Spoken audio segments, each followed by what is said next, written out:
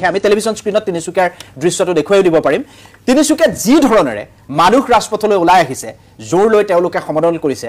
এই নিৰ্বাচনলৈ এই দৃশ্যটো আপুনি এবাৰ চাওক আপুনিও চাওক নিশ্চয় আপুনি দেখিছেই চাগে দৃশ্যটো মই এই দৃশ্যটো দেখুৱাইছো নিৰ্বাচনলৈ মাজত মাত্ৰ আৰু কেইটামান মাহ বাকি তাৰ প্ৰাক মুহূৰ্তত চৰকাৰৰ বিৰুদ্ধে এনেদৰে সৰ্বস্তৰৰ লোক ওলাই আহিছে তিনিচুকীয়াত এই দৃশ্যটো কি খুচাই আসলতে জনজাতিকৰণৰ যেটো প্ৰসংগ এটো এক প্ৰকাৰ নিৰ্বাচনী ইস্যু হৈ ৰোৱা বুলি বহুতে এতিয়া অভিযোগ কৰিছে আৰু চৰকাৰখনৰ সদিচ্ছা নাই বুলি কোৱা হৈছে যদিও মুখ্যমন্ত্ৰীয়ে কৈছে যে নৱেম্বৰত বিধানসভাত প্ৰস্তাৱ ৰাখিব নতুনকৈ গৃহীত কৰা হ'ব কেন্দ্ৰলৈ পঠিওৱা হ'ব এই ধৰণৰ কথা বতৰা কোৱা হৈছে কিন্তু নিৰ্বাচনলৈ মাজত কেইটামান মাহ বাকি এনে সময়ত এইবাৰ যে জনজাতিকৰণৰ প্ৰসংগটো এখন চৰকাৰৰ দিনত নহব হেতু এক প্ৰকাৰ প্ৰায় নিশ্চিত হোৱাৰ দৰে বুলি বহুজনে ক'ব খোজে আপুনি কেনেদৰে চাইছে গোটেই বিষয়টো স্যার মূলত কথাটো হল যে জনজাতিকরণ মানে ছটা জাতিক জনজাতিকরণ যেটো ব্যবস্থা এই ব্যবস্থাটো তো প্রতিটো সরকার ইয়ার আগতে আমি দেখিছো যে বিজেপি প্রতিবারে এটু তেখেতসকলে দিয়া বা ইয়ার আগতে কংগ্রেসক আমি দেখিছো যে কেইবাবাৰো তেখেতসকলে প্ৰতিশ্ৰুতি দিছে তেখেতসকলৰ দাবীটো নিৰ্বাচনী ইস্তাহাৰ আৰু হোৱাইট পেপাৰ বা এইবিলাকত যে ব্যস্ত হৈ থাকে বা সীমাবদ্ধ হৈ থাকে ব্যক্তিগতভাৱে তেখেতসকলৰ জনজাতিকৰণ দিয়াৰ কাৰণে তেখেতসকলৰ কাৰো সদিচ্ছা নাই বুলি মোৰ অনুভৱ হয় আৰু জনজাতি ইস্যুটো যদি প্ৰথম কোনোবা পাৰ্লামেণ্টত এটা উত্থাপন কৰিছে ভাৰতৰ পাৰ্লামেণ্টত হেতু মৌলানা বদৰুদ্দিন আজমল সাহেব কৰিছিল এটো আপোনালোকে জানে 6 জনগোষ্ঠী জনজাতিকৰণৰ বিষয়টো মৌলানা বদৰুদ্দিন আজমল সাহেব পাৰ্লামেণ্টত কৰিছিল এছেম্বলিত আমি সমৰ্থন কৰিছো কিন্তু আজিৰ দিনটোত যেনেকৈ মুজনি অসমত দেখিছো বা বিভিন্ন ঠাই যোৱাকালি যেটো আমাৰ ধুবৰীত হৈছে প্ৰায় 200 জন আহত হৈছে কোচৰাজবংশীৰ ওপৰত এই বিষয়টো চৰকাৰৰ এই মুহূৰ্তত যেটো আন্দোলন কাৰ্যসূচী লৈছে চৰকাৰে তেখেতৰ জনজাতিকৰণ দিয়াটো ব্যৱস্থা ল'ব নে আকৌ কোনোবা পাকপৰক তেখেতসকলক সন্তুষ্ট কৰাৰ ব্যৱস্থা কৰিব বাৰে বাৰে তেখেতসকলৰ দাবী লয় আৰু দাবী এই কথাটো চেণ্টাৰত পঠাম বুলি কয় কিন্তু ইয়াত কেইবাটাও কথা ইয়াত কাৰণ থাকিব প্ৰথম কথাটো হ'ল যে জনজাতিকৰণ এটা ষ্টেটক কিমান পাৰ্চেন্ট ৰিজাৰ্ভেশন দিব পাৰি it is limit up to 50 that means 49.5% already হৈ আছে এতিয়া ক'ৰ পৰা দিব এটা ডাঙৰ কোৱেশ্চন এটা কনষ্টিটিউচনেল প্ৰবলেম দ্বিতীয় কথাটো হৈছে যিখিনি এক্সিস্টিং এসটি আছে এই এক্সিস্টিং এসটি যে 38 লাখ এসটি আমাৰ মাজত আছে এইখিনি মানুহ আস্থাত লোৱা হৈছে না নাই এইখিনি মানুহ বিশ্বাসত ল'ব পৰা হৈছে না নাই বা তেখেতসকলক জনজাতীয় এইটো কৰাৰ লগে লগে জনজাতীয় ৰাজ্য এখন হৈ যাব নেকি জনজাতীয় ৰাজ্য হৈ গ'লে অজনজাতীয়খিনি কি কৰিব তেখেতসকলৰ লগত এটা খুদিনকৈ সকলো অল পলিটিক্যাল পাৰ্টিৰ লগত ডিসকাশন কৰি এটা সমস্যাটোৰ সমাধান ক্ষেত্ৰ উলিয়াব লাগিব এক্সিস্টিং এসটি বিলাকে কি ক'ব আৰু যিখিনি পাবলগা আছে তেখেতসকলে কি কৰিব আৰু জনজাতীয় ৰাজ্য বনাব না নবনাব এটা বহুত জনজাতীয় ৰাজ্য বনাবলৈ যোৱাৰ আগতে যদি জনজাতীয় ৰাজ্য নবনায় তেতিয়ালৈ ৰিজাৰ্ভেশন যেটো ফিক্স আছে ইণ্ডিয়ান কনস্টিটিউশন দিয়া আছে এটা সাংবিধানিক প্ৰশ্ন এইটো সাংবিধানিক প্ৰশ্নটো অভাৰটেক কৰিবৰ কাৰণে সংবিধান সংশোধনী প্ৰশ্নটো আহি যাব আদালত যেটো এটা এসটি ষ্টেট ডিক্লাৰ হৈ যাব লাইক মেঘালয় বা নাগালেণ্ড যেনেকা আছে মিজোৰাম যেনেকা আছে হেনেকুৱা হৈ যাব সো এই বস্তুখিনি কিন্তু সমস্যাটো সমাধান কৰিবৰ কাৰণে কেন্দ্ৰীয় চৰকাৰ ৰাজ্য চৰকাৰ এক্সিস্টিং এসটি আৰু যিখিনি মানে হ'ব বিচাৰিছে ছটা জনগোষ্ঠীৰ হেইটো আৰু ৰাজ্যৰ যেটো ষ্টেক হোল্ডাৰ্স তেখেতসকলৰ মাজত এটা আলোচনা সম্পৰ্ক সৃষ্টি কৰাৰ কাৰণে যিখিনি পদক্ষেপ ল'ব লাগিছিল বিজেপিৰ এই পদক্ষেপ লোৱাৰ কোনো আমি ক্ষেত্ৰ দেখা নাই তেখেতসকলে কোনো ধৰণৰ কৰা নাই আৰু এই জনজাতীয় যিবিলাক সংগঠন আছে ঠিক নিৰ্বাচনৰ আগে আগে অলপ এনেকে এটা হুলস্থুল পৰিৱেশ সৃষ্টি কৰে আকৌ হয়তো চৰকাৰ পক্ষ তেখেতসকলক তুষ্টিকৰণ কৰিবৰ কাৰণে কিবা ব্যৱস্থা কৰিব তেখেতসকল তুষ্টি হৈ যাব হয় এবাৰ কথা দিছে হবাৰ আমাৰ হ'ব এনেকুৱা এটা তুষ্টিতেই আমাৰ অসমৰ ৰাজনীতি চলি আছে এই কথাটো এনেকুৱা হয় মই এটা প্ৰতিক্ৰিয়া লৈ ল'ব খুজিছো মই হিতু বিষয় লৈ আহিম মই গোপাল শৰ্মা আপোনাৰ কাষলৈ আহিছো আপোনালোকেও 6 জনগোষ্ঠীক জনজাতিকৰণ কৰিব নোৱাৰিলে কিন্তু বিজেপিয়ে প্ৰতিশ্ৰুতি দিছিল কিন্তু মুখ্যমন্ত্ৰীয়ে কৈছে যে জনজাতিকৰণ হ'ব আজি তেওঁ যেটো মন্তব্য কৰিছে হ'ব বুলি তেওঁ এটা কথা কৈছে এই যেটো আপোনাৰ 6 জনগোষ্ঠীৰ আপোনাৰ এই যেটো কথা আজি আপোনাৰ হৈছে বিশেষকৈ স্পেশালি আমি দেখিছো এইদিনাখন মৰাণ আমাৰ তিনচুকীয়া এৰিয়াত এনেকুৱা ধৰণৰ এটা ডাঙৰ এটা আপোনাৰ মাছ মুভমেণ্ট আৰম্ভ হোৱাৰ দিশে গৈছে এতিয়া কথাটো হৈছে কি আপোনাৰ এই যেটো কৈছে আমিও কৰিব পৰা নাই কিন্তু যেতিয়া আপোনাৰ 1900 পৰা 2000 চনৰ ভিতৰত এই তেতিয়া আপোনাৰ কি হৈছিলে 1990 পৰা 2000 চনৰ ভিতৰত আপোনাৰ সেই সময়ত আমাৰ হিতেশ্বৰ শইকীয়াৰ চিফ মিনিষ্টাৰ হৈ থকা সময়তে কিন্তু তাত ইনিচিয়েটিভ কিছুমান লোৱা হৈছিলে সেই সময়তে ডিমাণ্ডবিলাক লাহে মানে আহিবলৈ আৰম্ভ কৰিছিলে আৰু তেতিয়া আপোনাৰ বিভিন্ন ধৰণৰ কনচালটেশ্যন কিছুমান লোৱা কৰা হৈছিলে আৰু সেই কনচালটেশ্যনৰ বিষয়ত বিভিন্ন ধৰণৰ আপোনাৰ ওজৰ আপত্তি বা কিহৰ কাৰণে এই কথাবিলাক আদি পেলাই এইবিলাক কনচালটেশ্যন কৰি পেলাই এই বস্তুটোত আগবাঢ়িছিলে এইটো হৈছে ইনিচিয়েল অৱস্থাৰ কথা এইটো মানে এই তাৰ ওপৰত ভিত্তি কৰি পেলাই হিতেশ্বৰ শইকীয়াৰ দিনতে কিন্তু প্ৰথমতে এই কামখিনি আগবঢ়াইছিলে তাৰপিছত যেতিয়া আমাৰ তৰুণ গগৈ ডাঙৰীয়া যেতিয়া আপোনাৰ মুখ্যমন্ত্ৰী হৈ থকা সময়ত তেতিয়া প্ৰায় 2005 আৰু 10 চনৰ ভিতৰত আপোনাৰ মানে ষ্টেট লেভেল কমিটি আপোনাৰ গঠন কৰি দিয়া হৈছিলে আৰু তাত আপোনাৰ এই ST যিটো ষ্টেটাছৰ কাৰণে এই ৰিকমেণ্ডেশ্যনৰ কথাবিলাক আহি পৰিছিলে আৰু আপোনাৰ এই বিভিন্ন ধৰণৰ সাবমিশন দিছিলে সাবমিশন কৰিছিলে আৰু তাৰপিছত নহয় আপোনাৰ যিটো কয় যে কংগ্ৰেছে নাই কৰা মই এটাতে আহিছো আপোনাৰ ৰেজিষ্টাৰ জেনেৰেল অফ ইণ্ডিয়াৰ ক্ষেত্ৰত তাত আমিনুল ইছলাম ডাঙৰীয়াও কৈছে যে কংগ্ৰেছেও কৰিব নোৱাৰিলে আপোনাৰ বিভিন্ন ধৰণৰ পেৰামিটাৰ্ছ কিছুমান আছে যিটো মানে এই যিটো আপোনাৰ ST ষ্টেটাছৰ গোটেই কথাবিলাক গভৰ্ণ কৰি আছে গতিকে এইটো মাজে আমি তেতিয়া বহুত আছে আমি জানো যে এইটো কাৰণে যিটো সাবমিট কৰে যে ইয়াৰ পৰা ৰিপৰ্ট পঠিয়ায় সেইখিনি আকৌ আপোনাৰ পুনৰ আকৌ এটা নতুনকৈ সাবমিশন কৰিব লগা হয় এই কথাবিলাক আহি পৰিছিলে কিন্তু যেতিয়া আপোনাৰ এই গোটেইখিনি আপোনাৰ যেতিয়া হোৱাই যোৱাৰ পাছত এই যেতিয়া আমাৰ আহিলে তেতিয়া আপোনাৰ গভৰ্ণমেণ্ট ইয়াত সলনি হ'ল এতিয়া আপোনাৰ 2014 চনটো আমাৰ দেখিছোঁ আমাৰ MP সকলে এই কথাবিলাক ৰেইজ কৰিছিলে আৰু যে এইটো আপোনাৰ মানে যে এওঁলোকক দিব লাগে 2016 চনৰ ক্ষেত্ৰতো গভৰ্ণমেণ্ট যেতিয়া সেই কৰিছিলে তেতিয়াও আপোনাৰ এই মানে এই কথাবিলাকত তেওঁলোকে আমাৰ আহিছিলে এতিয়া 2016 চনত কি হৈছিল 2016 চনত যেতিয়া আপোনাৰ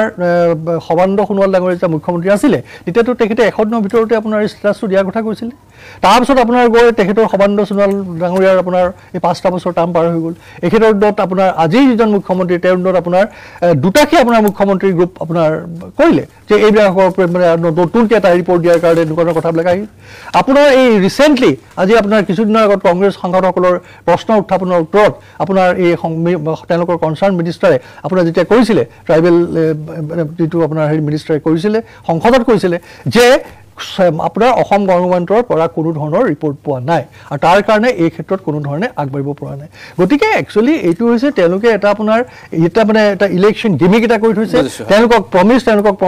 প্ৰমিছ কৰা হৈছে কিন্তু এই ক্ষেত্ৰত তেওঁলোকৰ কোনো সদিচ্ছাৰ অভাৱ তেওঁলোকে আৰু বিশেষকৈ মই ভাবোঁ যে আমাৰ এই বৰ্তমানৰ যিজন মুখ্যমন্ত্ৰী যেতিয়ালৈকে থাকিব 13 দিনত এই 6টা জনগোষ্ঠীয়ে কেতিয়াও আপোনাৰ এই ষ্টেটাছটো আশা কৰিব মই আপোনাৰ কাষলৈ আহিছোঁ চমুকৈ মই প্ৰথমটো প্ৰতিক্ৰিয়া আপোনাৰ পৰা লৈ ল'ব 17 অসম আন্দোলন যেতিয়া আৰম্ভ হৈছিলে তেতিয়াৰ পৰাই অসম আৰু অসমীয়াৰ সংকটৰ কথাটো ৰাইজৰ দৃষ্টিগোচৰ হৈছিলে এইটো আপোনালোক আটাই নিশ্চয় মানে তাৰ পিছত বিভিন্ন কথা বতৰাৰ জৰিয়তে চুক্তি হ'ল কিবা হ'ল এইবিলাক বিভিন্ন কথা বতৰা হ'ল কপাল শৰ্মা ডাঙৰীয়াই এটা ঠিক কথাই কৈছিল 90 পৰা 2000 চনলৈ প্ৰায় 10 বছৰ সময় কংগ্ৰেছ চৰকাৰে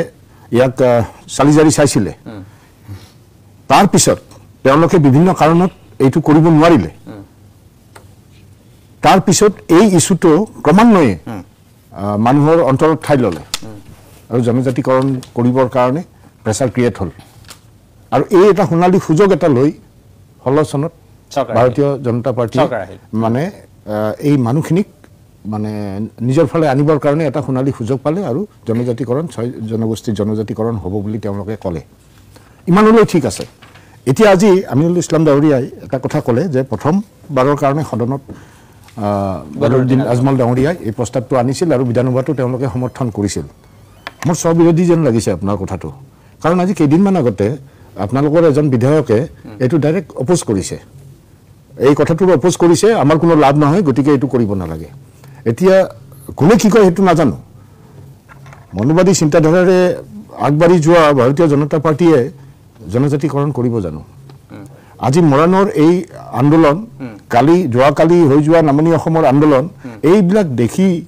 ইলেকশ্যনলৈ 6 মাহ আছে নৱেম্বৰত প্ৰস্তাৱ লোৱা হ'ব বিধানসভাত প্ৰস্তাৱ লোৱা হ'ব তাৰপিছত কেন্দ্ৰলৈ পঠোৱা হ'ব ইলেকশ্যন কেতিয়া হ'ব মাৰ্চত হ'ব তে আল্টিমেটলি এইখন চৰকাৰৰ দিনত নহয়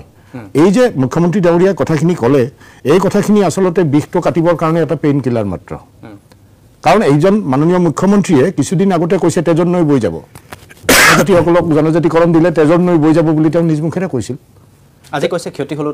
দিয়াৰ কথা কৈছে আজি কৈছে এই কাৰণে মই পেইন কিলাৰৰ শব্দটো এই কাৰণে কৈছো যে এতিয়া তাত দেখিছেতো মৰাণত দেখিলেতো কালি আপোনাৰ ধুবুৰীত দেখিলেতো গতিকে কিবা এটাতো ক'ব লাগিব কথা কোৱাটো আমাৰ মাননীয় মুখ্যমন্ত্ৰী সুন্দৰ পাকৈত তেখেতে যিবিলাক কথা কৈছে আজিলৈ তেখেতে যিবিলাক কথা কৈছে কিবা ৰাখিব পাৰিছেনে কিবা কৰিব পাৰিছেনে গতিকে এই ধৰণৰ কথা বতৰাৰে আমাৰ জনজাতীয় ভাইসকলক বাৰে বাৰে প্ৰতাৰণা কৰা হৈছে এতিয়া আপোনাক মই এটা কথা কোৱা নাই মই গোস্বামী লিখো এতিয়া আপুনি মোক সুধিব লাগে যে আপুনি জনজাতি বিচাৰে নে নিবিচাৰে সেইটো সুধিব লাগে অকমান আগতে আমিনুল ইছলাম ডাঙৰীয়া এটা কথা ক'লে যে 49% ক্ৰছ কৰি গ'ল অলৰেডি আমাৰ ৰিজাৰ্ভেশ্যন কিমান পাৰ্চেণ্ট আমাৰ সাংবিধানিক কথা বতৰা আছে তাৰে কিমান পাৰ্চেণ্ট এখন ৰাজ্যত হ'ব লাগে নাগালেণ্ডত কেনেকৈ হৈছে ট্ৰাইবেল ষ্টেট ডিক্লেয়াৰ কৰিব লাগিব আমাৰ ট্ৰাইবেল ষ্টেট ডিক্লেয়াৰ কৰাত অসুবিধা কি আছে আমাৰ ট্ৰাইবেল ষ্টেট ডিক্লেয়াৰ কৰাত আমাৰ অসুবিধা কি আছে তেতিয়াতো অচিনাকি মানুহে মুখ্যমন্ত্ৰী হ'ব নোৱাৰে তেতিয়াতো কোনো অচিনাকি মানুহে কেব চলাব নোৱাৰে যিবিলাকে অচিনাকি মানুহৰ ভয় দেখুৱাই পেলাই ভোট লৈ আছে তেওঁলোকৰ কাৰণে প্ৰব্লেমটো ক'ত জনজাতি ডিক্লেয়াৰ কৰাৰ কাৰণে মই হে আপত্তি কৰিব লাগিছিল মই গোস্বামীৰ মানুহ মইতো কৰা নাই হিমন্ত বিশ্ব শৰ্মা চিফ মিনিষ্টাৰ হ'ব নোৱাৰে আৰু কোন হ'ব সেইটো বাদ দিয়ক অসমৰ ভূমিপুত্ৰটো হ'ব অসমৰ ভূমিপুত্ৰ হ'ব বাৰে বাৰে ভূমিপুত্ৰসকলক আমি বঞ্চিত কিয় কৰি আছো গতিকে এইটো জনজাতিকৰণৰ এই টোপটো দিব লাগে ভাৰতীয় জনতা পাৰ্টিয়ে দুটা নিৰ্বাচনত তেওঁলোকৰ ইস্তাহাৰত প্ৰকাশ কৰিছিল যে জনজাতিকৰণ আমি 100 দিনৰ ভিতৰত বা যি কৈছিল আমি কৰিম বুলি কৈছিল কিন্তু আজি ইলেকশ্যন পাৰ হৈ গ'ল আজি 5 বছৰ শেষ খবৰ হ'ল এতিয়া তেওঁলোকে কৈছে বিধানসভাত আমি উত্থাপন কৰিম মন্ত্ৰীগোটৰ প্ৰতিবেদন সেইখন আমি কেন্দ্ৰলৈ পঠিম সাধাৰণভাৱে এনেকুৱা এটা মন্ত্ৰীগোটৰ প্ৰতিবেদন বা এনেকুৱা এটা প্ৰস্তাৱ কেন্দ্ৰলৈ পঠোৱাৰ পিছত আৰু কিমান বছৰ লাগিব মই এবাৰ শিৱসাগৰলৈ যাব বিচাৰিছোঁ দেৱজিৎ দত্ত মই আপোনাৰ কাষলৈ আহিছোঁ আপোনালোকৰ সংগঠনৰ স্থিতিটো কেনেকুৱা জনজাতিকৰণৰ প্ৰসংগত হয় আমাৰ সংগ্ৰামী যুৱ ছাত্ৰ পৰিষদ অসমৰ জন্মলগ্নৰে আমাৰ এটা দাবী আমি দীৰ্ঘদিন ধৰি আমি সংগ্ৰাম কৰি আছোঁ যে 6 জনগোষ্ঠীৰ জনজাতিকৰণৰ জৰিয়তে অসমখনত ট্ৰাইবেল ষ্টেট হিচাপে ঘোষণা কৰিব লাগে কিন্তু এটা কথা আমি স্বীকাৰ কৰিব লাগিব যেতিয়াই আচলতে নিৰ্বাচনবিলাক আহে নিৰ্বাচনবিলাক অহাৰ লগে লগে এই বিষয়বিলাক কিন্তু উক দিবলৈ আৰম্ভ কৰে আৰু এটা কথা আমি ক'ব লাগিব ইতিমধ্যেই গোটেই বিষয়টোৰ সন্দৰ্ভত আপোনালোকে দেখিছে যে অসমৰ প্ৰায়সমূহ জাতীয় জনগোষ্ঠীয় সংগঠনে অসমত জনগোষ্ঠীকৰণৰ কাৰণে দীৰ্ঘদিনীয়া এখন সংগ্ৰাম চলাই আছে আৰু শেহতীয়াকৈ মুখ্যমন্ত্ৰী মহোদয়ে এটা কথা প্ৰকাশ কৰিছে যে তেওঁলোকে নৱেম্বৰ মাহৰ ভিতৰত জনজাতিকৰণৰ প্ৰক্ৰিয়াটো ত্বৰান্বিত কৰিব কিন্তু এটা কথা তেখেতক মনত পেলাই দিব বিচাৰিছোঁ যেতিয়া সৰ্বানন্দ সোণোৱাল ডাঙৰীয়া মুখ্যমন্ত্ৰী হৈ আছিলে সেই সময়তো কিন্তু নিৰ্বাচনৰ প্ৰাক মুহূৰ্তত তেওঁ অসমৰ 6 জনগোষ্ঠীৰ ৰাইজক বা অসমৰ সকলো জনগোষ্ঠীৰ ৰাইজক তেখেতে প্ৰতিশ্ৰুতি দিছিলে যে জনজাতিকৰণ কৰা হ'ব 6 জনগোষ্ঠীক জনজাতিকৰণ কৰা হ'ব আৰু জনজাতিকৰণৰ জৰিয়তে অসমখনক ট্ৰাইবেল ষ্টেট হিচাপে ঘোষণা কৰা হ'ব কিন্তু প্ৰতিটো সময়তে আমি দেখিবলৈ পাওঁ নিৰ্বাচনলৈ মাত্ৰ কেইটামান মাহ থকা অৱস্থাত তেওঁলোকে এনেকুৱা ধৰণৰ ঘোষণাবিলাক কৰি তেওঁলোকে আচলতে নিৰ্বাচনী টোপ হিচাপে ব্যৱহাৰ কৰিব বিচাৰে আটাইতকৈ দুৰ্ভাগ্যজনক কথা কেৱল মাত্ৰ এইখন চৰকাৰ বুলি নহয় এই গোটেই জনজাতিকৰণৰ গোটেই বিষয়টো আজি দীৰ্ঘদিন ধৰি যে অসমক শাসন কৰা কংগ্ৰেছ চৰকাৰৰ দিনত দেখিলোঁ তেখেতসকলে কেৱল মাত্ৰ ৰাজনৈতিক হাতিয়াৰ হিচাপে এই জনজাতিকৰণৰ বিষয়টো ব্যৱহাৰ কৰিলে অসম গণ পৰিষদৰ আঞ্চলিক দলৰ তেখেতসকলৰ চৰকাৰ থকাৰ পিছতো তেখেতসকলে এই বিষয়টোৰ ওপৰত গুৰুত্ব নিদিলে গতিকে এটা সময়লৈকে ৰাইজে বাদ চাব এটা সময়লৈকে মানুহে ধৈৰ্য ধৰিব কিন্তু ধৈৰ্যৰ বান যেতিয়া ছিগি যাব তেতিয়া কিন্তু মানুহক ৰাখিব নোৱাৰিব আৰু এটা কথা এইটো সময়ত আমি ক'ব লাগিব যোৱাকালি আমি গোলকগঞ্জত যিটো ঘটনা সংঘটিত হ'ল কোচ ৰাজবংশী ভাইসকলে যেতিয়া জনজাতিকৰণৰ নিজৰ ন্যায্য প্ৰাপ্তিৰ কাৰণে ৰাজপথলৈ ওলাই আহোঁতে এইখন ফেচিষ্ট চৰকাৰৰ নেতৃত্বত কিন্তু পুলিচ বাহিনীয়ে যি আক্ষৰিক চৰিত্ৰ প্ৰকাশ কৰিলে ইয়াক আমি সংগ্ৰামী যুৱ ছাত্ৰ পৰিষদ অসমৰ লগতে অন্যান্য বিভিন্ন দল সংগঠনে ইতিমধ্যে আমি গৰিহণা দিছোঁ আৰু এটা কথা আমি কৈছোঁ কেৱল মাত্ৰ দুগৰাকীমান পুলিচ বিষয়াক নিলম্বন কৰি বা তেখেতসকলক অন্যান্য কিবা ধৰণে শাস্তি প্ৰদান কৰিলে বিষয়টো কিন্তু সমাপ্ত হৈ নাযায় আজি তাৰিখত যে কোনোবা নহয় কোনোবা কাৰোবাৰ গ্ৰীণ সিগনেল নাপালে কিন্তু এনেদৰে পুলিচে সাধাৰণ মানুহৰ ওপৰত গণতান্ত্ৰিক আন্দোলনকাৰীৰ ওপৰত এনেকৈ আক্ৰমণ কৰিবলৈ উদ্যত নহয় গতিকে বিষয়টোৰ সন্দৰ্ভত মুখ্যমন্ত্ৰী মহোদয়ক আমি এটা কথা স্পষ্টকৈ কৈছোঁ যে যোৱাকালি যিটো ভুল আপোনালোকৰ চৰকাৰৰ নেতৃত্বত হৈ গ'ল ইয়াৰ ফল কিন্তু আপোনালোকৰ চৰকাৰে ভুগিব লাগিব আৰু ইতিমধ্যে দেখিছে যে উজনি অসমৰ তিনিচুকীয়াত মৰাণ জনগোষ্ঠী হাজাৰ হাজাৰ মানুহ স্বতঃস্ফূৰ্তভাৱে ওলাই আহিছে যিকোনো মূল্যৰ বিনিময়ত আমি বিচাৰিছোঁ যে এইটো এটা দীঘলীয়া এটা সমস্যা অমীমাংসিত সমস্যা এই সমস্যাটো সমাধান হ'ব লাগিব যদি এইখন চৰকাৰে বা হিমন্ত বিশ্ব শৰ্মা ডাঙৰীয়াই যদি তেখেতে এই সমস্যাটো সমাধান কৰি দিব নোৱাৰে নিৰ্বাচনৰ আগত তেতিয়াহ'লে কিন্তু 2026 চনৰ নিৰ্বাচনৰ আগত তেখেতে ইয়াৰ প্ৰত্যুত্তৰ লাভ কৰিবৰ কাৰণে কিন্তু তেখেত সাজু হৈ থাকিব লাগিব হয় দেৱজিৎ দত্ত আপুনি লাইনতে থাকিব মই আপোনাৰ কাষলৈ আহিম মই দেৱজিৎ মহন্ত মই আপোনাৰ কাষলৈ আহিছোঁ পোনপটীয়াকৈ সুধিছোঁ জনজাতিকৰণ হ'বগৈনে জনজাতিকৰণ হ'ব বুলি মুখ্যমন্ত্ৰী মহোদয়ে ইতিমধ্যে কৈছে তাৰ ক্ষেত্ৰত কিছু প্ৰতিবন্ধকতা বুলি ক'লে বা কিয় আজিলৈকে ঘোষণা হোৱা নাই যদিও কি ক্ষেত্ৰত আগবাঢ়ি গৈছে প্ৰথম মুখ্যমন্ত্ৰী মহোদয়ে এই কথাটো কৈছে যে এটা তৰুণ গগৈ নেতৃত্বাধীন চৰকাৰৰ সময়ত এটা কেবিনেট সিদ্ধান্ত আছিল যে জনজাতিকৰণ কৰিবলৈ যাওঁতে যি ছটা জনজাতি বা য'ত যি জনজাতি ST আছে সেই এক্সিষ্টিং STখিনিক যাতে কোনো ধৰণৰ আঘাত নহয় সেই হিচাপেহে বাকী নতুন STক তাক ইনক্লুড কৰিব পাৰিব বা নতুন জনজাতিক তাক STৰ অন্তৰ্ভুক্ত কৰিব পাৰিব ডেফিনেটলি যিখিনি ST থাকিব নতুনকৈ যদি তাক কাৰোবাক অন্তৰ্ভুক্ত কৰা হয় যিখিনি আগৰ পৰাই আছে সেইখিনিকতো ডেফিনেটলি অলপ কিছু নহয় কিছু ধৰণে নিগেটিভভাৱে প্ৰভাৱিত কৰিবই আৰু সেইকাৰণে মুখ্যমন্ত্ৰী মহোদয় এইটো কৈছে যে অহা নৱেম্বৰত যি আমাৰ বিধানসভা হ'ব এছেম্বলি হ'ব সেই এছেম্বলিত এই সিদ্ধান্তটো উঠাই লোৱা হ'ব অৰ্থাৎ যে এক্সিষ্টিং কমিউনিটিক আঘাত নিদিয়াকৈও হকে নহওক যিটো আঘাত হ'লেও যে আমি যদি তেখেতসকলৰ ৰাজ্যভাৱে প্ৰাপ্তি সেইটো ST ঘোষণা ডিক্লাৰেশ্যন কৰাৰ কাৰণে প্ৰথম এটা ৰিজলিউশ্যন ল'ব লাগিব কংগ্ৰেছৰ প্ৰতিনিধিগৰাকীয়ে কৈছিল যে অসম চৰকাৰৰ পৰা কোনো ৰিপৰ্ট এতিয়ালৈকে বা কোনো ধৰণৰ আগবঢ়াই নাই যদি আগবঢ়াই নাই তেতিয়াহ'লে ৰাষ্ট্ৰীয় জনজাতি আয়োগ বা ৰাষ্ট্ৰীয় মহাপঞ্জীয়ক বা চেণ্ট্ৰেল কেবিনেট বা ৰাজ্যসভাত বিলখন পাছ হ'ল কেনেকৈ যদি একোৱেই ৰিপৰ্ট যোৱা নাই গতিকে তেখেতে হয়তো পাহৰিয়ে গৈছে যে 15 বছৰ তেখেতে কৈছিলে যে হিতেশ্বৰ শইকীয়া অহা দিনৰ পৰাহে এই সমস্যাবিলাক হৈছে যদি জনজাতিকৰণৰ যিবিলাক দাবী আপুনি যদি চাই অলমষ্ট অবিভক্ত অসম মানে মই কৈছোঁ কি 1965 বা তাৰে আগৰ পৰাই এই দাবীবিলাক হৈছিল হিতেশ্বৰ শইকীয়াই কেতিয়া শাসনভাৰ লৈছিল প্ৰথম শাসনভাৰ হৈছিল ফেব্ৰুৱাৰী 1983 গতিকে তেখেতে যেতিয়া কৈছে যে হিতেশ্বৰ শইকীয়াৰ দিনৰ পৰাহে হৈছে এইটো গোকাত মিছা কথা তেখেতে হয়তো এই বিষয়ে নাজানে কাৰণে কৈছে দ্বিতীয় দুজনকৈ মুখ্যমন্ত্ৰীৰ দিনত যদি একো লোৱা নাই বুলি তেখেতে যদি অভিযোগ আনিছে 15 বছৰটো এজন মুখ্যমন্ত্ৰী আছিল যে আহোম প্ৰতিনিধি যি এটা প্ৰতিনিধিয়ে STৰ দাবী কৰি আছে এতিয়া তেতিয়াহ'লে সেই তেখেতৰে পুত্ৰ গৌৰৱ গগৈ তেখেতসকলে সেই সময়ত আহোমৰ এগৰাকী মুখ্যমন্ত্ৰী 15 বছৰ থকাৰ পিছত তেখেতে কি লৈছিল তেখেতসকলে কি পদক্ষেপ লৈছিল গতিকে ওপৰলৈ যে কেতিয়া থু পেলাই দিয়ে নহয় কংগ্ৰেছক মই খুৱাই দিওঁ নাপাহৰিব যে থুটো আপোনাৰ গাতেই পৰিব দ্বিতীয়তে মুখ্যমন্ত্ৰী মহোদয় এই কথাটো কৈছিল যেতিয়া 2022 চনৰ জানুৱাৰী 2 তাৰিখে প্ৰেছ মিট পাতিছিল তেতিয়া জনজাতিকৰণৰ বিষয়টোত কিছু কথা অৱগত কৰিছিল যে জনজাতি পৰিষদৰ লগত গোটেই যেটো ছটা কমিউনিটি আছে কোনোৱে কাৰোৰ লগত আমি সমিল মিলৰ লগত থাকিবই লাগিব গোটেই সমিল মিলৰ লগত থাকিলে গোটেই কেইটা ছটা জনগোষ্ঠীয়ে আমি মৰাণ মটক আহোম কোচ ৰাজবংশী চুতীয়া গোটেইখিনি একেলগে বহি সিদ্ধান্ত কেনেকৈ ল'ব পাৰি আৰু সেই ক্ষেত্ৰত জনজাতি পৰিষদৰ পৰাও এইটো এটা সিদ্ধান্ত তেখেতসকলে দিছিল যে জনজাতি পৰিষদে SC ষ্টেটাছ মৰাণ আৰু মটকক দিয়াৰ ক্ষেত্ৰত অসুবিধা নাই বুলি তেখেতসকলে সেই কথাখিনি মুখ্যমন্ত্ৰী মহোদয়ে সেই সংবাদমেলখনত কৈছিল দ্বিতীয়তে জনজাতি পৰিষদৰ একচেপ্টেড কৰিছে যিখিনি অবিভক্ত গোৱালপাৰা আৰু বঙাইগাঁৱৰ কোচ ৰাজবংশী আছে তেখেতসকলক দিয়াৰ ক্ষেত্ৰতো কোনো অসুবিধা নাই বুলি কৈছিল গতিকে যিটো বাকি যিকেইটা কমিউনিটি আছে সেইখিনি কৰাৰ ক্ষেত্ৰতো সেইখিনি কেনেকৈ সমিল মিলৰ মাজেৰে একচেপ্ট কৰিব পৰা যায় তাৰ কাৰণে এটা আলোচনাৰ পৰিৱেশ ডেফিনেটলি ক্ৰিয়েট কৰিব লাগিব কাৰণ এইটো এটা বিৰাট স্পৰ্শকাতৰ বিষয় গতিকে গোটেই কিছু কাম এনেকুৱা নহয় যিখিনি কাম ইমান বছৰে হোৱা নাছিল এইখিনি কামৰ আৰম্ভণি হৈছে আৰু সেই কাৰণে আমাৰ যেটো সাংবিধানিকভাৱে বিশেষকৈ যেটো আমাৰ ৰিজলিউশ্যন আছে কেবিনেটৰ সিদ্ধান্ত আছিল যে কাকো আঘাত কৰিব নোৱাৰে ডেফিনেটলি STত যদি আমি এতিয়া প্ৰেজেন্ট যেটো ছটা কমিউনিটি আছে তেখেতসকল OBCৰ অন্তৰ্ভুক্ত গতিকে OBCৰ অন্তৰ্ভুক্ত হোৱাৰ লগে লগে OBCৰ 27%ৰ পৰা যদি এইখিনি আমাৰ এতিয়া প্ৰেজেন্ট অসমত 27% OBC গতিকে এই OBCৰ পৰা যদি এই ছটা কমিউনিটিক আনি আমি STত দিও যি STত এতিয়া 15% আছে গতিকে তাত যদি দুটা কথা হয় এটা ট্ৰাইবেল ষ্টেট কৰিব লাগিলে সেইটো এটা ডিফাৰেন্ট বিষয় আৰু যদি ট্ৰাইবেল ষ্টেট নকৰাকৈ এক্সিষ্টিং ৰুলৰ মাজত কৰিব লগা হয় তেতিয়াহ'লে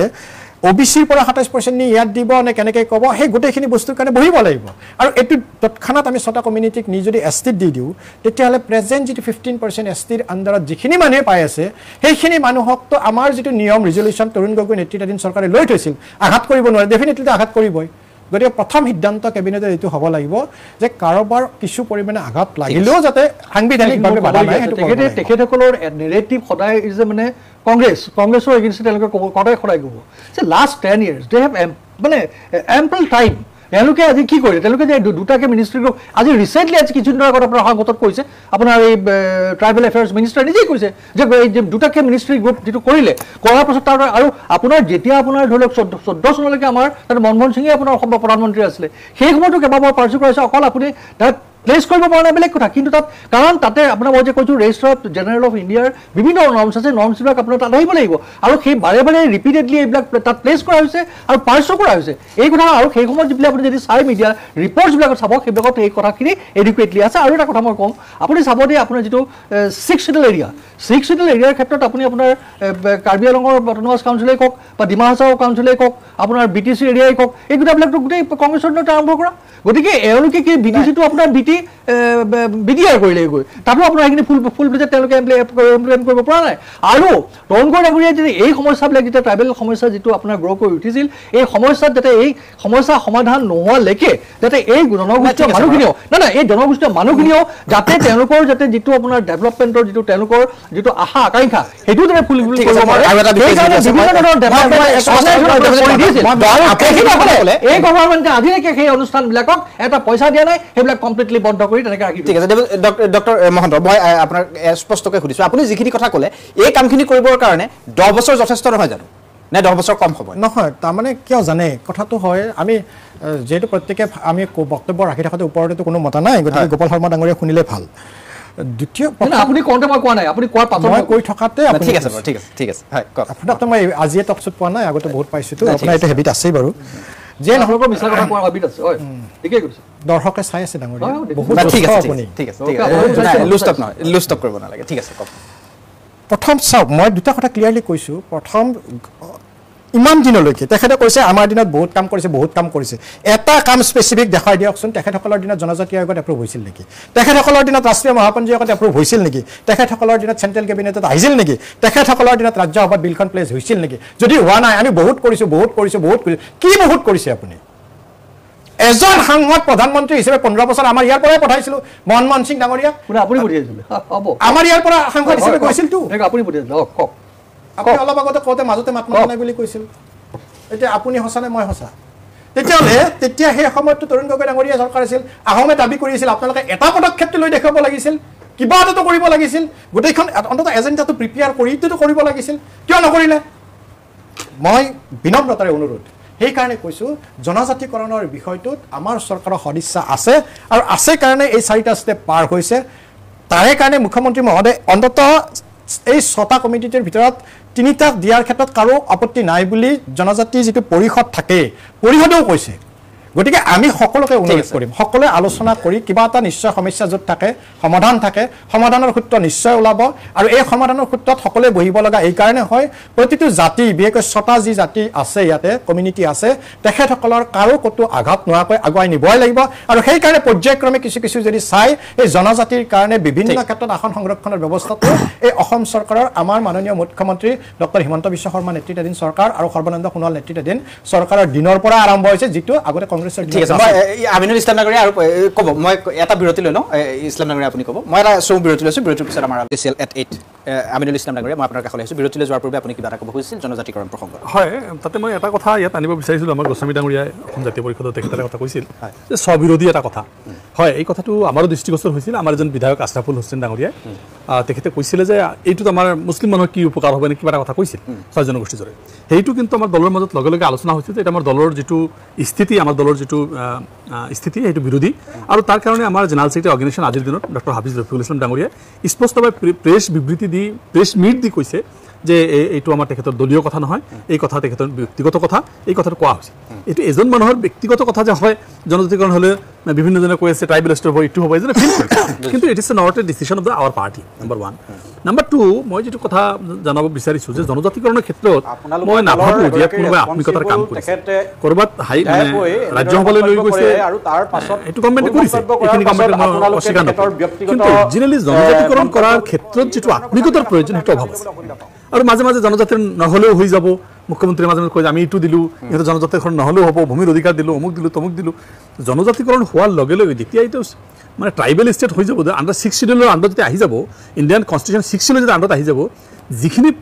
যিখিনি নীতি নিয়ম 6 শিডিউলৰ আপুনি চাওক BTCৰ কথা আজি আমাৰ কি কয় BTCৰ কথা ৰামদেৱক মাটি দি আছে আজি আমাৰ কাৰ্বি আংলঙৰ কথা কওক ডিমা হাছাওৰ কথা কওক তাত মাটি দি আছে জনজাতিকৰণ বিৰোধী নহয় নেকি এইবিলাক তো এই চৰকাৰে জনজাতিবিলাককে তেখেতৰ যিটো মৰ্যাদা তেখেতৰ যিটো লেণ্ডৰ ওপৰত অধিকাৰ লেণ্ড ৰাইটছ মূল ৰাইটছটো সেইটোৰ ওপৰত হাত দি দিছে তো আৰু জনজাতিকৰণ কৰিলে কি কৰিব মানে তেখেতৰ জনজাতিকৰণৰ আত্মীয়তা কিমান খেলিছে এইটো কিন্তু সঁচা অৰ্থত এটা বহুত ডাঙৰ এটা সন্দেহ আছে যে তেখেতসকলক অকল ৰাজনৈতিক ক্ষেত্ৰত ব্যৱহাৰ কৰা হ'ব নেকি প্ৰতিবাৰে তেখেতসকলক সেই টপলাটো দেখাই ভোটটো লোৱা হ'ব নেকি এই কথাটো বন্ধ কৰিব লাগে আৰু মানে যদি সঁচা অৰ্থত তেখেতসকলক জনজাতিকৰণ দিয়ে তেতিয়াহ'লে এমিকেবল এটা ছেটেলমেণ্টৰ প্ৰয়োজন আছে যিটো বাহিৰে সম্ভৱ নহয় ঠিক আছে মই জনজাতিকৰণৰ প্ৰসংগত বহুত দীঘলীয়া হ'ব পাতিব লাগিব কিন্তু আৰু এটা যিহেতু বিষয় আছে মই দেৱজিৎ দত্ত মই আপোনাৰ কাষলৈ গৈছোঁ আৰু স্থিতিটো স্পষ্ট কৰি ল'ব বিচাৰিছোঁ আপোনালোকৰ মুখ্যমন্ত্ৰী ডক্টৰ হিমন্ত বিশ্ব শৰ্মা বা ৰাজ্যিক কেবিনেটে বিদেশী বিতৰণ সন্দৰ্ভত যিটো স্থিতি লৈছে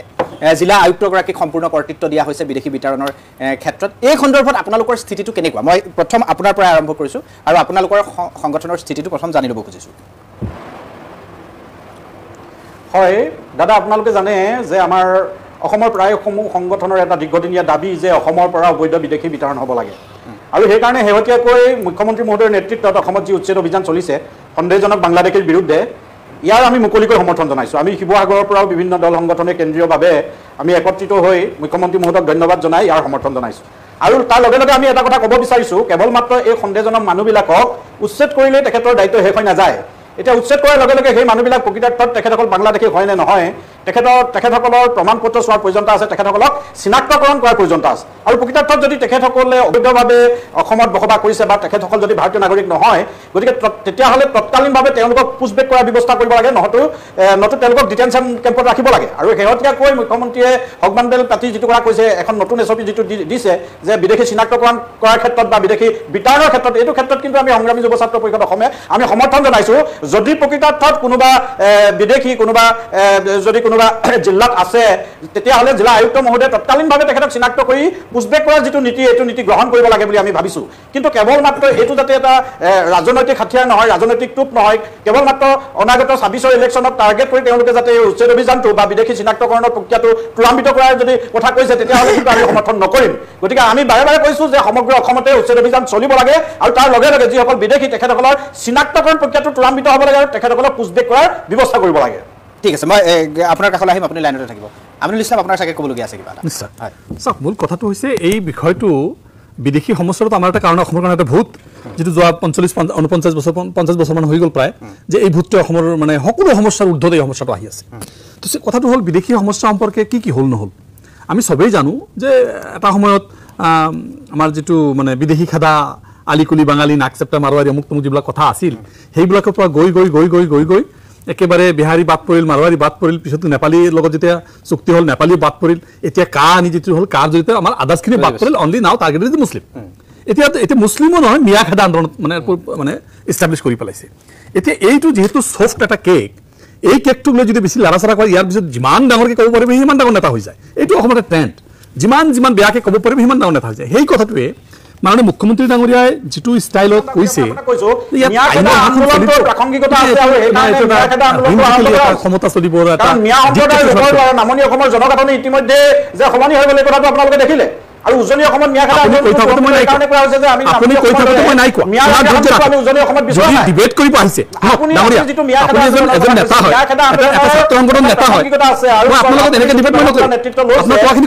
আগতেও আপুনি এটা কথা কৈ আছে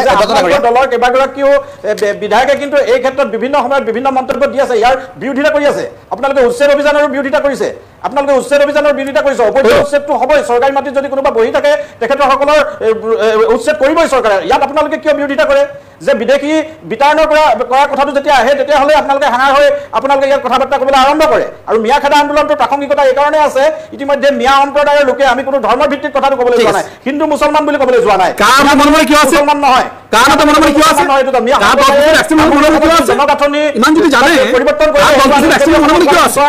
উজনি অসমৰ পৰা আমি প্ৰায়সমূহ সংগঠনে ইয়াৰ পৰা মিয়া সম্প্ৰদায়ৰ লোকসকলে টালি টোপোলা বান্ধি তেখেতসকলে য'ৰ পৰা আহিছিলে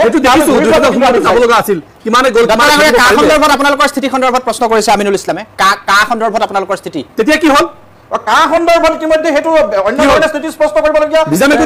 বিষয় নহয় কাৰণ আমি প্ৰতিটো কাৰ বিৰোধিতা কৰি কা আন্দোলন কৰিছোঁ আমি যে ধৰ্মৰ ভিত্তিত বিদেশী কথা আমি কোৱা নাই আমি ধৰ্মৰ ভিত্তিত বিদেশী হিন্দু হওক মুছলমান হওক বা অন্যান্য ধৰ্মৰ হওক সকলো বিদেশী অসমৰ পৰা যাব লাগিব এইটো কথা আমাৰ স্থিতি এইটো সময়ত যেতিয়া উচ্ছেদ যেতিয়া প্ৰক্ৰিয়াটো চলি আছে আচলতে কোনসকল মানুহে অবৈধভাৱে আজি অবৈধভাৱে দখল কৰি ৰখা মানুহবিলাক মেক্সিমাম মানুহটো বংগমূলীয় মিয়া সম্প্ৰদায়ৰ লোক হয় মেক্সিমাম হয় গতিকে এই কথাটো স্বীকাৰ কৰিব তেখেতসকলে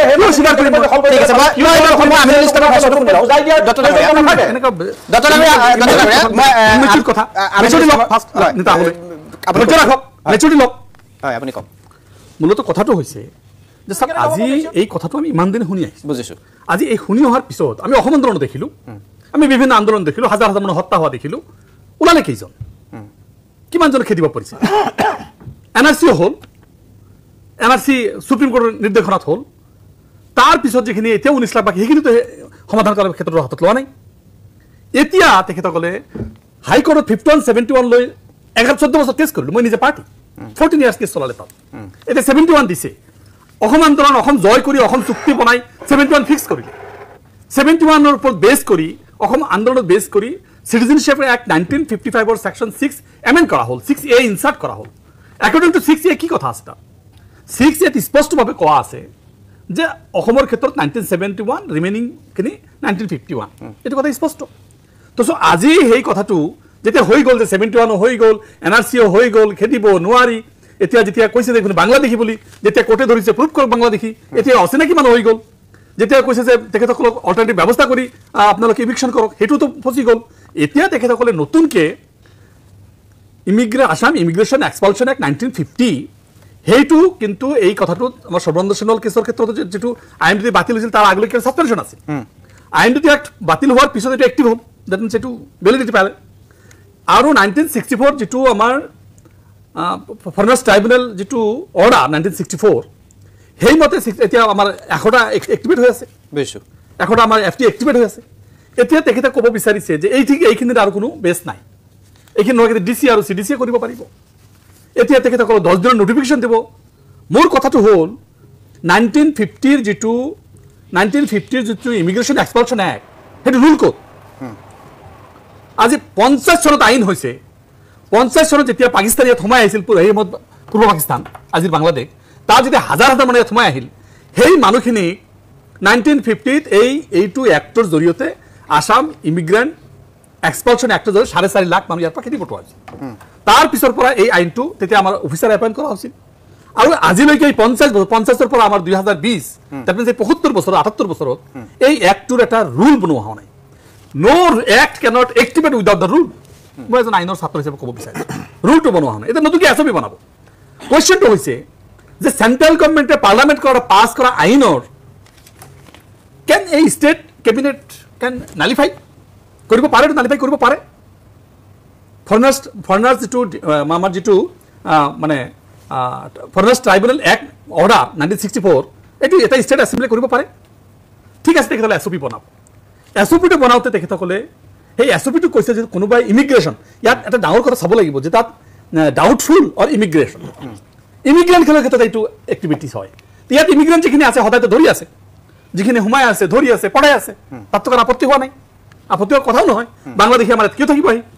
বাংলাদেশী ইয়াত কিয় জেগা দিম? যিখিনি বাংলাদেশী মানুহ আছে, ধৰিছে, ডিটেনশ্যন কেম্পত ৰাখিছে, পঠাই দিছে, বাংলাদেশৰ যিটো আমাৰ ডিপ্ল'মেটিক যদি লৈ আছে, সেইটোতো কোনো আপত্তি থকাৰ কথা নহয়। তো আমাৰ কথাটো হৈছে এতিয়া এইটোক এনেকুৱাকৈ গোলুমোলু কৰি কোৱা হ'ল, ইয়াত কেইবাটাও এক্টৰ ওপৰত মানে আপুনি যিটো সময়ত দেখা পালে যে গোটেই অসমত এতিয়া কাহটো আকৌ নতুনকৈ আন্দোলনৰ পৰিৱেশ সৃষ্টি হ'ব বিচাৰিছে। কাহটো যেতিয়া কৈ দিয়া হ'ল যে এই 4-5টা ধৰ্মৰ মানুহ বাংলাদেশ, পাকিস্তান আৰু আফগানিস্তানৰ পৰা ইয়াত আহিলে নাগৰিকত্ব পাব। যিটো আন্দোলন আমাৰ 5জন মানুহ ঢুকালে, 5জন মানুহক গুলি কৰি হত্যা কৰা হ'ল। সেই 5জন কৰাৰ পিছত বনোৱাৰ পিছত আজিলৈকে মাত্ৰ 3জন এপ্লিকেশ্যন কৰিছে আণ্ডাৰ এতিয়া কথা হৈছে যে 19 লাখ যিবিলাক মানুহ NRCত সোমোৱা নাই, সেইবিলাক মানুহ কিয় আণ্ডাৰত কৰা নাই? কোনোবাই যদি আণ্ডাৰত এপ্লাই কৰে, then he prove that he after 1971 আহিছে, এইটো ইষ্টাব্লিছ হৈ যাব। সেইকাৰণে কোনো মানুহে আণ্ডাৰত এপ্লিকেশ্যন নকৰে। আণ্ডাৰত যদি এপ্লিকেশ্যন নকৰে, এইটো বুজি পাই গ'ল। এতিয়া হ'ব 4 বছৰ হ'ল। মোৰ কথা হ'ল যে 4 বছৰ হৈছে আজিলৈকে ৰুল কিয় বনোৱা হোৱা নাই কাহটো এপ্লিকেশ্যন কৰাৰ কাৰণে? দেখা পালে যে আণ্ডাৰত কোনেও এপ্লিকেশ্যন নকৰে। আণ্ডাৰত যদি এপ্লিকেশ্যন নকৰে, এতিয়া আকৌ নতুনকৈ হোম মিনিষ্টাৰ, ইউনিয়ন হোম মিনিষ্টাৰে কৈ দিলে যে এইটো এক্সটেণ্ড কৰি 2024 31 ডিচেম্বৰলৈকে কৰি দিয়া হ'ল। আৰু কোনোবাই যদি সেইবিলাক দেশৰ পৰা আহে, তেখেতক ঘূৰাই পঠোৱা নহয়। ডেট মিনছ তোমালোকে নাগৰিকত্বও নোপোৱা, ইয়াত থাকিব পাৰিবা, নাগৰিকত্ব নোপোৱা। আৰু close 6 of the Assam accord অলপ পঢ়িব, ডাঙৰীয়া পঢ়িব। ক্ল'জ 6 অফ আছাম একৰ্ড যদি ইমপ্লিমেণ্ট হয়, যদি খিলঞ্জীয়াৰ কাৰণে হয়, যদি 6 জনগোষ্ঠীৰ হৈ যায়, ট্ৰাইবেল ষ্টেট হৈ যায়, ভূমিৰ অধিকাৰ দিব পাৰিব, চাকৰি বাকৰি অধিকাৰ দিব পাৰিব। ঠিক আছে, নেক্সট মিনিট। এই যোৱা পৰহি শুনি লওক, যোৱা পৰহি গোবিন্দ চন্দ্ৰ পৰামানিকে বাংলাদেশৰ পৰা কি কৈছে? এইটো ভাৰতবৰ্ষৰ ৰাজনৈতিক ইছ্যু, ভাৰতবৰ্ষত দিয়া নাগৰিকত্বৰ এটা পলিটিকেল ইছ্যু। এই পলিটিকেল ইছ্যুত আমি ভাৰতবৰ্ষত নাযাওঁ, আমি এপ্লাই নকৰোঁ, আমি নাকৰোঁ, আমাৰ দেশত আমি থাকিম। That means totally political gimmick, সম্পূৰ্ণ ৰাজনৈতিক। 26 আহিছে, মিয়াবিলাকক খেদিব পাৰিলে, উচ্ছেদ কৰিব পাৰিলে, বাংলাদেশী বনাব পাৰিলে, তেখেতে ভোট আহিব এইটো আমি আখিৰ দংগৰ পৰা চাই আহিছো বুজি পাইছো হয় আজিলৈকে খেদিব পৰা নাই মই কওক আমাৰ নেলিবা কি খেদিছে মই এটা বিৰতি ল'ব লাগিব মই ইছলাম নাগৰে আপোনাৰ কথাখিনি উত্তৰ মই বিজেপিৰ পৰা ল'ব লাগিব কংগ্ৰেছৰ প্ৰতিনিধিগৰাকী আছে আমি কথা পাতিম এটা চমু বিৰতি পুনৰ উভতি আহিছো আপুনি চাই আছে স্পেচিয়েল এট 8 মই দেৱজিৎ মহন্ত সময় একেবাৰে কম মই আপোনাৰ কাষলৈ আহিছো গোটেই কথাখিনি আপুনি ইতিমধ্যে শুনিছে মই আপোনাৰ প্ৰতিক্ৰিয়াটো ল'ব খুজিছো এটা কথা হয় এভিকশ্যনক লৈ কথাটো হৈছিল উচ্ছেদক লৈ হৈছিল আৰু যিটো আমাৰ নতুন এছঅপিক লৈ হৈছিল প্ৰথম এইটো আমি কেতিয়াও অস্বীকাৰ কৰিব নালাগে যে এভিকশ্যনত যি আমাৰ সন্দেহযুক্ত নাগৰিক প্ৰথম দুটা কথা হয় এখেতে আইনৰ AUDFৰ মুখপাত্ৰগৰাকী আইনৰো হয় তেখেতে জানে এই কথাটো এইটো কথা তেখেতে হয়তো অস্বীকাৰ কৰিলে ভুল কথা হ'ব যে অসমৰ 922খন সত্ৰৰ এতিয়াও প্ৰায় 14,000 বিঘা মাটি বেদখল হৈ আছে গতিকে এই বেদখল যে হৈছে আমাৰ যে সত্ৰ আয়োগ গঠন কৰি দিছিল এইটোতো দেৱজিৎ মহন্তৰ কথা নহয় সত্ৰ আয়োগে প্ৰতিবেদন দিছে যে আমাৰ সত্ৰৰ ভূমি বেদখল হৈ আছে এতিয়াও 13,375 বিঘা মাটি বেদখল মুক্ত কৰিবলৈকে বাকী আছে 922খন সত্ৰৰ ভিতৰত আমি য'ত হৈছোঁ প্ৰথম কথা আইনে কি কয় তেখেতে নিজে কৈছে মই আইনৰ ছাত্ৰ মই আইন পঢ়ি আহিছোঁ আইনে কি কয় আইনে চৰকাৰী মাটিত কেতিয়াও কোনোৱেও যি চৰকাৰী নাথাকে ইৰেছপেক্টিভ অফ এনি চৰকাৰী ভূমি জলাশয় বা আমাৰ যি পাহাৰ পৰ্বত থাকে তাত কেতিয়াও বেদখল কৰিব নালাগে তেতিয়াহ'লে সেই অঞ্চলবিলাকক কৰা হ'ল কিয় কেইটামান মাত্ৰ নিজৰ ব্যক্তিগত মুনাফাৰ কাৰণে কিছুমান মানুহক কিয় তাতনে সেইবিলাক ঠাইত বহাব লাগে তাৰে স্মল উদাহৰণ এখেতে সুধিছিল চিনাক্তকৰণৰ প্ৰয়োজনীয়তা আছে চিনাক্তকৰণ কৰা হৈছে এইকাৰণে হৈছে আমি কেনেকৈ গম পালোঁ যে লখিমপুৰত যেতিয়া বেদখল কৰিছিল 78টা ফেমিলি বৰপেটাৰ পৰা গৈছে 65টা ফেমিলি ধুবুৰীৰ পৰা গৈছে জনিয়াৰ পৰা গৈছে বাঘবৰৰ পৰা গৈছে গতিকে তাত কিয় গৈছে এখেতসকলে বাৰে বাৰে কৈছিল বানপানীৰ কাৰণে গৈছে বানপানী হ'লে মানুহে ক'ত যায় কাষৰ জিলাখনত যাব কাষৰ ঠাইখনত যাব ক'ত জনিয়া বাঘবৰ ধুবুৰী আৰু ক'ত লখিমপুৰ গতিকে তাত অভিপ্ৰায় একদম ক্লিয়াৰ খিলঞ্জীয়া ভূমিপুত্ৰৰ যদি অধিকাৰ সাব্যস্ত কৰিব যায় তাত সেইখিনি ভাৰতীয় হওক ভাৰতীয় নাগৰিকেই হওক খণ্ডযুক্ত নাগৰিকেই হওক সেইখিনি উচ্ছেদ কৰিবই লাগিব আৰু সেইটো কৰাটো আমাৰ চৰকাৰে তাৰে কাৰণে দৃঢ় প্ৰতিজ্ঞ আৰু সেইটো আমি কৰি যামেই সেইকাৰণে আমি কৈছিলোঁ যে চিনাকি অচিনাকি বুলি কথা নাই সংখ্যা গুৰু সংখ্যা লঘু বুলি কথা নাই বেদখল মুক্ত হ'বই লাগিব কিন্তু দুৰ্ভাগ্যজনক এইটোৱে হয় আমিনুল ইছলাম ডাঙৰীয়া য'ত বেদখল হৈছে 99% সংখ্যালঘু মানুহে তাত বিশেষকৈ খণ্ডযুক্ত নাগৰিকে তাত দখল কৰি আছে দ্বিতীয়টো কথা আহিছিল আপুনি যিটো সুধিছিলে যে এছঅপিৰ দৰকাৰ আছে নে নাই নিশ্চিতভাৱে আছে এই কাৰণে আছে যেতিয়াই আমি যাওঁ ইনফেক্ট এইটো আমি এখেতে কৈছিলে 19 লাখৰ কথাটো কৈছিল এনআৰচিৰ কথাটো এনআৰচিত আমাৰ স্থিতি ক্লিয়াৰ এনআৰচিত প্ৰথম যেতিয়া খচৰা ওলাইছিল 40 লাখ আছিল আমি তেতিয়াও সন্তুষ্ট নাছিলোঁ যে 40 লাখতকৈ বেছি আছে আৰু সেইকাৰণে আজিও আমাৰ স্থিতি ক্লিয়াৰ যে আমি এতিয়াও সীমামূৰীয়া যিবিলাক জিলা আছে 20% আমি ৰিভেৰিফিকেশ্যন বিচাৰিছোঁ আৰু ভিতৰুৱা জিলাবিলাকৰ 10% আমি ৰিভেৰিফিকেশ্যন বিচাৰিছোঁ কাৰণ আমাৰ সন্দেহ এতিয়াও আছে আপুনি তেখেতে কৈ থাকোঁতো আপুনি আপুনি তেতিয়াহ'লে কৈলক মই শুনিছোঁ আপুনি 20% ৰিভিউ আপুনি ক'ত বিচাৰিছে টিভি টকছত বিচাৰিছে নে কোৰ্টত বিচাৰিছে তাৰমানে আজিলৈকে আপোনালোকে এইটো কথা গমেই পোৱা নাই আমি একোৱেই নাজানো চবটো আপোনালোকেই জানে নে আৰু সেইকাৰণে নিৰ্বাচনৰ আগমুহূৰ্তত আপোনালোকে এই এখন এছঅপি দেখাইছে ইমান বছৰে তাৰমানে কি সংবিধানে আধাৰত আপোনালোকে ইলেকশ্যন পাৰ্বৰ কাৰণে মই ৰৈ আছিলো তেখেতৰ কথা আদৰি মই কৈছো আপুনি বেয়া পালেও ক'ব লাগিব ৰৈ থাকিব মই বেয়া পালেও ক'ব লাগিব যে আপুনি বেয়া পালেও তেতিয়াহ'লে মই ক'ব লাগিব আপোনাকো ক'ব দিয়া নহয় আপুনি যদি ভাবিছে এই আইন কানুনে বিদেশী খেতিবৰ কাৰণে সাফিচিয়েণ্ট নহয় মাননীয় মুখ্যমন্ত্ৰী হিমন্ত ঠিক আছে মোৰ একদম সময় শেষ হৈ গৈছে মোৰ সময় শেষ হৈ গৈছে মই অনুষ্ঠান শেষ কৰাৰ সময় শেষ হৈ গৈছে মই দুইজনকে ধন্যবাদ জনাইছোঁ মই দুইজনকে ৰ'বলৈ অনুৰোধ কৰিছোঁ মই এটা বিশাল বিষয় ইমান কম সময়ত বিষয়টো আলোচনা কৰাটো সম্ভৱ নহয় মই দুইজনকে ধন্যবাদ জনাইছোঁ মই আৰু সময় দিব নোৱাৰিম অনুষ্ঠানত উপস্থিত থকা সকলোকে ধন্যবাদ জনাই মই অনুষ্ঠান সামৰিছোঁ এই বিষয়টো সন্দৰ্ভত আমাৰ পাতিবলগীয়া আছে আমি অনাগত দিনত এই বিষয়টো সন্দৰ্ভত আলোচনা কৰিম আৰু পাতিম মই সকলোকে ধন্যবাদ জনাইছোঁ নমস্কাৰ